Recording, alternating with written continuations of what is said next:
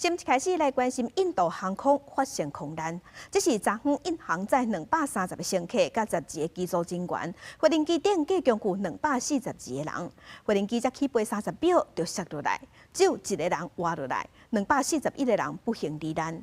因为飞行机是摔伫主体区，所以伫地面冇伤亡。当地政府即马是初步判断讲，有超过290个人死亡，这嘛是最近这几冬全世界上界严重的空难。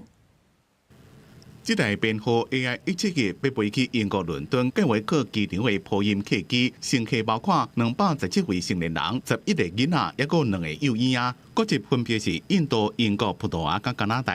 飞机起飞差不多30秒时阵，看起来无啥来飞机哩愈飞愈低，尾仔就规台飞机摔来，爆炸导火庆烟。 मेरा पीछे यहाँ 200 मीटर पहले office area air cargo express यहाँ पे जो ऑफिस से बाहर निकला तो मैंने देखा कि आवाज जोर से आवाज आया विंग्स का फिर पूरा धुआं भर गया 一开始的报道拢讲，包括机组员在内242人全部死亡。不过印度官方证实，有一位英国籍的乘客活来，伊当阵坐伫咧紧急出口附近，对内面跳出来。Even though we survived, yeah, it's a miracle. Like, still worried about.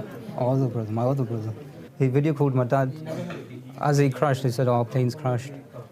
All of that. I don't know where my brother is. This is a difficult day for all of us at Air India, and our efforts now are focused entirely on the needs of our passengers, crew members, their families, and loved ones. 救援人员即卖还阁伫咧涉事的地点搜救，伫咧机场边仔医学院学生宿舍，还阁主题区，亦和这台摔来飞机弄到受损严重，伫地面有人遭受到不幸。 वो ब्रेक पड़ा था खाने का तो हॉस्टल में खाने गया था इधर नहीं हॉस्टल में ही प्लेन क्रैश हुआ पर मेरे लड़का को कुछ हुआ नहीं बात हुई मेरी 英国广播公司 BBC 报道，医学院的学生宿舍至少有50位医学生受伤送病去。全印度医学协会讲，还阁有5位学生联络袂到。公司新闻吴文玲编写。